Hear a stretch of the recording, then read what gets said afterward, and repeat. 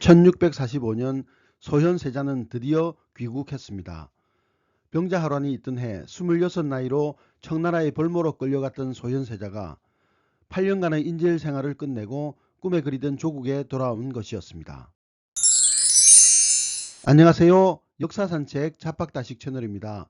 오늘은 안타까운 죽음, 소현세자는 과연 독살되었나 라는 제목의 영상 보내드리겠습니다.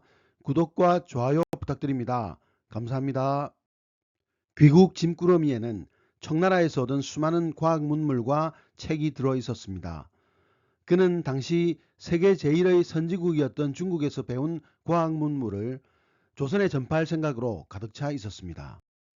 그러나 소현세자는 귀국 2달 만에 갑작스럽게 죽고 말았습니다. 심상찮은 죽음이었습니다. 그의 시신을 염습하는 데 참여했던 친척 한 사람이 증언하기를 소현세자의 시신은 바로 독살당한 사람의 그것이었다라고 전하고 있습니다. 온몸이 검은 빛이었고 이목구비의 7구멍에서는 피가 흘러나왔다고 합니다. 공식적인 사인은 학질이었는데 당시 학질은 충분히 치료 가능한 병이었습니다. 한나라의 왕위를 계승할 세자의 죽음이었는데도 아버지 인조는 이런 의심스런 죽음에 대해 조사할 생각도 하지 않았습니다. 담당 의관인 이형익은 처벌을 받아 마땅했음에도 인조는 조사조차 받지 못하게 했습니다. 게다가 장래 역시 대군보다 더 초라하게 지냈습니다. 왕위 계승권도 세자의 장자가 아니라 소현세자의 동생인 복림대군에게 돌아갔습니다.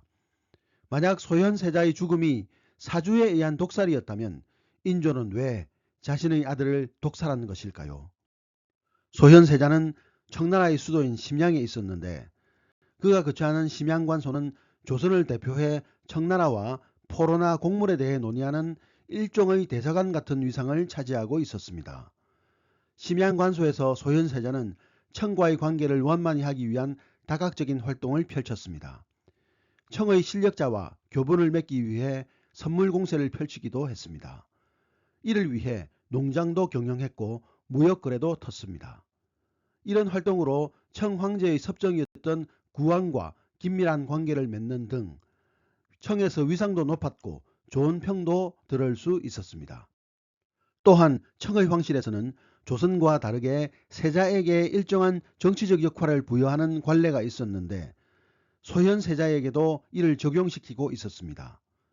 소현세자는 이에 부응해 조선 정부를 대표하는 활동을 벌이는 한편 조선 조정에 보고하지 않고 관찰사에게 소요물자를 요구하는 등 왕의 권한 일부를 행사하기도 했습니다. 이러한 소현세자의 행동은 조선에서는 유례가 없었던 것으로서 인조의 심기를 불편하게 했고 세자가 청을 부추겨 왕위에 오르려 한다는 의심을 품게 했습니다. 소현세자가 그렇게 급하게 왕위에 오를 욕심을 낼 근거는 없었지만 대국적으로 사태를 보지 못한 인조는 결국 아들을 죽이기에 이르렀습니다. 소현세자는 심양과 북경에 있으면서 당시의 세계 정세를 한눈에 볼 수 있었습니다. 그는 중국의 서양 문물을 전파한 서양인 신부 아담 샬에게서 서양의 과학 문물과 천주교를 직접적으로 받아들였습니다. 이런 소현세자가 즉위했다면 조선의 근대화는 훨씬 더 빨라지고 일제의 식민지가 되는 굴욕을 피할 수 있었을지도 모릅니다. 소현세자를 대신해 왕위에 오른 효종 역시 심양의 벌모로 가 있었지만 그는 북벌을 통한 복수를 꿈꾸었습니다. 어영군을 증설해 병력을 강화하고 신식 총기를 제작하는 등 전쟁 준비를 위한 실질적 노력을 기울였습니다. 그러나 조정 대신들의 생각은 달랐습니다.